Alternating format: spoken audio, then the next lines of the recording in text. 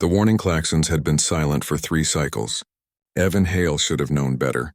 He'd been hired by the Galactic Consortium as a structural engineer, one of the few humans deemed competent, enough to work on the ancient Velkari station orbiting the Crimson Giant of Sector 47. The job was simple: reinforce the aging superstructure, update the atmospheric processors, and stay out of restricted zones. Evan had followed those rules for 6 months without incident. Until today, the maintenance shaft he'd been surveying had an unusual energy signature. His scanner detected a thermal anomaly 3 levels below the standard grid, a pocket of warmth in a section that should have been cold vacuum. Curiosity, that uniquely human trait that had launched his species to the stars, overrode his better judgment.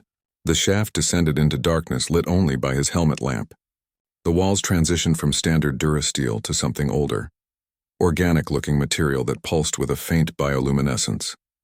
Evan's breath fogged his visor as the temperature dropped, yet his scanner still registered that impossible warmth ahead. The shaft opened into a vast chamber. Evan's jaw dropped. Crystalline structures spiraled upward like frozen DNA helixes, each one humming with energy. In the center stood a vault, massive, ornate, covered in script he didn't recognize. The warmth radiated from within, and with it came a sound. Not quite music, not quite language, but something that resonated in his chest. He took 1 step forward. "Rude human. You entered where you're not allowed." The voice crashed over him like a tidal wave of authority and rage. Evan spun around, his heart hammering, to face the source. She was magnificent and terrifying in equal measure. Mistress Kathira stood nearly 3 meters tall, her forearms spread wide in a posture of dominance. Her chitinous armor gleamed like polished obsidian, and her eyes, all 6 of them, blazed with an inner fire that made Evan's engineering light seem pitiful by comparison. The crest atop her elongated skull flared outward, displaying intricate patterns that shifted through colors he didn't have names for. I'm sorry," Evan stammered, raising his hands in what he hoped was a universal gesture of peace. "I was just following an energy signature. I didn't know." "Ignorance is no excuse." Kathira's mandibles clicked sharply as she spoke, her translator rendering her words into clipped, furious English.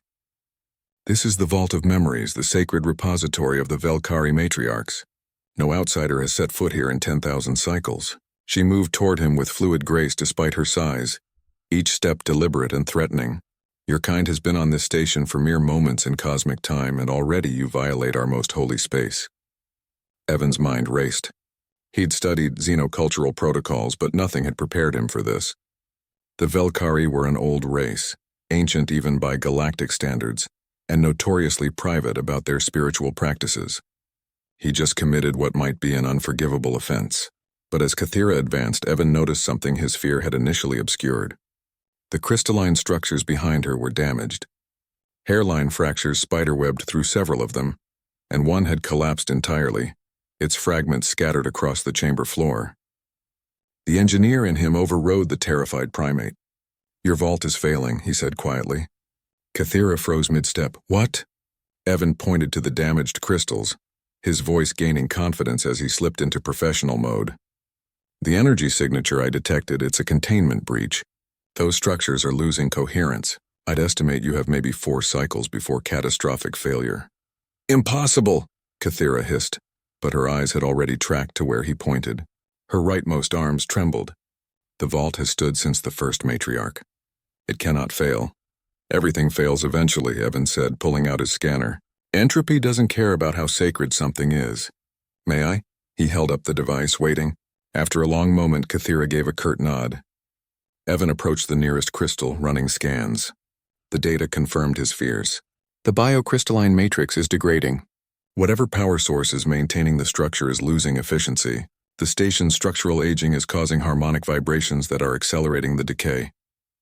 "The memories," Kathira whispered, her voice losing its thunder. 10,000 cycles of our history. Every matriarch who ever lived. If the vault fail, it doesn't have to." Evan interrupted. He was already calculating, his mind assembling solutions from components he'd seen in the station's inventory.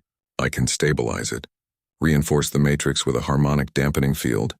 Reroute power from the secondary grid to compensate for the loss. It won't be pretty and it won't be traditional, but it'll work."